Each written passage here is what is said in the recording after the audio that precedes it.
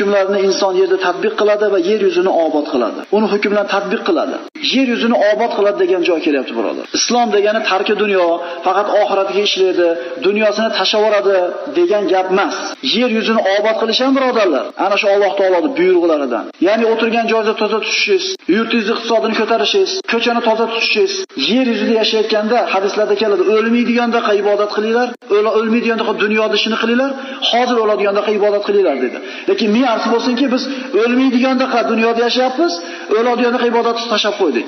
Faqat bir tomonda obod qilishdan ovora bo'lib qoldik. Ana shu 30 yil sizda ta'lim oldim dedi bir shagird ustoziga. 6 qator so'z o'rgandim. Shundan bittasi, hammani uyi bor ekan, meni uyim qabr ekan. Hamma uyini obod qilishga harakat qilar ekan, men qabr degan uyimni obod qilishga harakat qildim dedi. Demak, ikki dunyoda obod qilishlik musulmonning vazifasi hisoblanadi.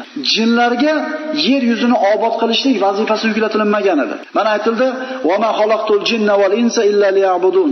Jinlarni va insonlarni faqat menga ibodat qilsin deb yaratdim, ulardan rizq so'ramayman dedi Alloh. Nimaga jinlarga yer yuzini obod qilishlik vazifasi yuklatilmadi? Jumhur ulamolarning fikriga ko'ra, eng aqlli jin 10 yashar inson bolasini aqlchalik bo'lar ekan, aqli. Qanday qilib obod qilsin? 10 yashar bola aqliga ega bo'lgan jin. Endi shunday odamlar yo'q emaski, jinlardan yordam so'raydigan, jinlardan panoh so'raydigan, ishlarini, yo'llarini ochib berishligini, qollarini ko'rib qo'yishni xohlaydigan odamlar bo'ladi. Birodarlar, ular ham siz bilan bizga o'xshagan zaif maxluq, balki bizdan ko'ra aqli ojizroq bo'lgan maxluqlar. Yer yuzini obod qilishida Alloh azza va jalla ularga yuklagan